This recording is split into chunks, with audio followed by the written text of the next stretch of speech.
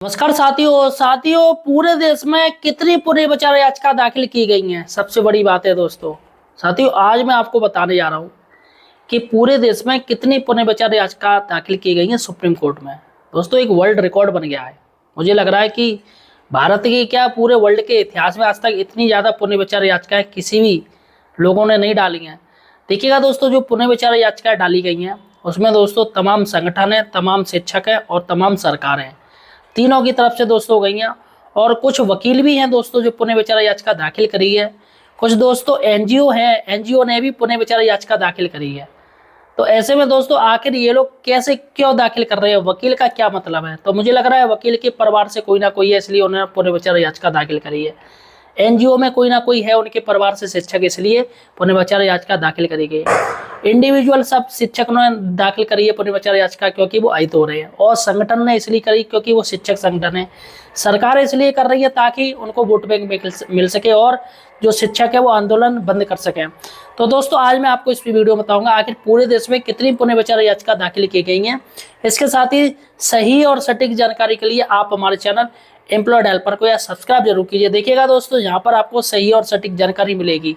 देखिएगा दोस्तों, सबसे पहले हम बात करते हैं सबसे ज्यादा जो पुनर्विचार याचिका दाखिल की गई है वो उत्तर प्रदेश से की गई है। जी हाँ, यूपी से, क्योंकि शिक्षकों की संख्या सबसे ज्यादा यूपी में है और सबसे ज्यादा जो जो टीचर्स जो संघ है, जो संगठन है, वो सबसे ज्यादा जो एक्टिव है वो यूपी में है और सबसे ज्यादा भी है। तो देखिएगा दोस्तों, एक आर्टिकल चल रहा है, नीचे देखिएगा, यहाँ पर कह रहे हैं कि यूपी में 232 शिक्षकों ने दाखिल की पुनर्विचार याचिकाएं। तो यहाँ पर देखिएगा, सुप्रीम कोर्ट द्वारा टेट को लेकर दिए गए निर्णय को लेकर प्रदेश के अलग अलग जिलों के 232 शिक्षकों ने पुनर्विचार याचिका दाखिल की है। यह याचिका उनकी तरफ व्यक्तिगत दाखिल की गई। यहाँ पर सब देखिएगा, बता दें कि अब तक इस मामले में उत्तर प्रदेश और तमिलनाडु सरकार के साथ ही 1 दर्जन से अधिक पुनर्विचार याचिका दाखिल की जा चुकी है। उत्तर प्रदेशी प्राथमिक शिक्षक संघ के प्रदेश अध्यक्ष डॉक्टर दिनेश चंद्र शर्मा ने कहा है, हमारी अपील है कि इस मामले को ओपन कोर्ट में सुना जाए। अगर ऐसा होता है तो हम देश के प्रमुख अधिवक्ताओं को इस मामले में पैरवी में उतारेंगे। तो यहाँ दोस्तों सबसे बड़ी बात है कि जो 232 शिक्षकों की बात हो रही है, सभी ने इंडिविजुअल करी है, अलग अलग तरीके से करी है। लेकिन दोस्तों कल दिनेश चंद्र शर्मा जी ने एक ट्वीट किया है, उसमें उन्होंने कहा है कि 232 शिक्षक वो याची बनाए गए हैं। लेकिन दोस्तों यहाँ पर जो न्यूज़पेपर कह रहा है वो कह रहा है कि 232 शिक्षकों ने इंडिविजुअल की गई हैं। अब यहाँ पर दोस्तों क्लियर नहीं है कि क्या रियलिटी है क्या, लेकिन यहाँ पर न्यूज का जो आर्टिकल है वो मैं आपको दिखा रहा हूँ। चलेगा दोस्तों, अब देखते हैं कि पूरे देश में कितने शिक्षकों ने या कितनी कुल पुनर्विचार याचिका दाखिल की गई। तो देखिएगा यहाँ पर टेट टीईटी नवंबर में दिल्ली में जुटेंगे देश भर के शिक्षक। तो यहाँ पर एक आर्टिकल मैं आपको दिखा रहा हूँ, आर्टिकल थोड़ा पढ़ ले रहे हैं और इसी में दोस्तों आपको मिल जाएगा कहाँ पर कितनी याचिका डाली गई हैं। देखिए, सुप्रीम कोर्ट द्वारा परिषदीय शिक्षकों के लिए शिक्षक पात्रता परीक्षा टेट अनिवार्य किए जाने के बाद देशव्यापी आंदोलन की तैयारी शुरू हो गई है। दिल्ली के कॉन्स्टिट्यूशनल क्लब में हुई कई प्रदेश के शिक्षक संगठनों की बैठक में नवंबर में दिल्ली में आंदोलन करने का निर्णय लिया गया है। जल्दी इसके लिए तिथि तय की जाएगी। तो दोस्तों तिथि तय हो चुकी है 24 नवंबर।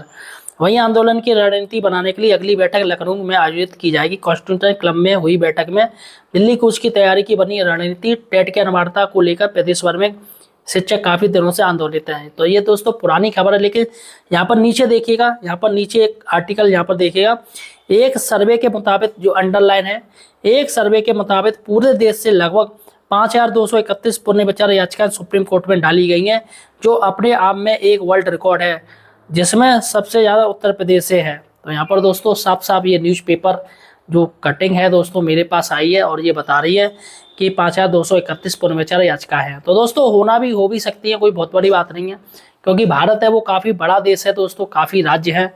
ऐसे में साथियों और केंद्र शासित प्रदेश भी हैं। ऐसे में अगर कोई इंडिविजुअल भी टीचर से डाल देता है तो कोई बहुत बड़ी बात नहीं है। तो यहाँ पर दोस्तों हर कोई किसी की नहीं जानता है। आप चूंकि यूपी में है तो यूपी में भी काफी शिक्षकों ने डाली हैं। अभी भी दोस्तों पुनर्विचार याचिका डल रही है, राज्य सरकारें कह रही हैं पुनर्विचार याचिका डालेंगी, जैसे पश्चिम बंगाल ने कह दिया है ना, और भी राज्य कह रही हैं। तो ऐसे में कोई इंडिविजुअल टीचर है, कभी उन्होंने डाल दी होगी, तो फिलहाल वो किसी की नज़र में नहीं आई है या न्यूज़पेपर में नहीं आई है, तो इसका अर्थ ये नहीं कि उन्होंने डाली नहीं है। फिलहाल साथियों जैसे ही सुनवाई होगी इस पुनर्विचार याचिका के बारे में 3 नवंबर के बाद देखते हैं क्या स्थिति बनती है। यहाँ पर क्लियर हो जाएगा कि कितनी सारी पुनर्विचार याचिकाएं हैं और किन किन राज्यों से डाली गई, किन किन संगठनों से डाली गई हैं और किन किन शिक्षकों से डाली गई हैं। मुझे लग रहा है दोस्तों सारी पुनर्विचार याचिकाओं को सुप्रीम कोर्ट एक बना देगा। जी हाँ साथियों, क्योंकि अलग अलग सुनवाई नहीं हो सकती है, मैटर एक ही है, तो यहाँ पर जितनी भी डाली जा रही है वो सारी डाली जा रही है, सबको सुप्रीम कोर्ट एक में अटैच कर देगा। फिलहाल साथियों आप मुझे किस जिले से देख रहे हो यार, ये मुझे कमेंट सेक्शन में बताइएगा, या किस राज्य से देख रहे हो, और इस वीडियो को ज़्यादा से ज़्यादा शेयर कीजिएगा। धन्यवाद साथियों।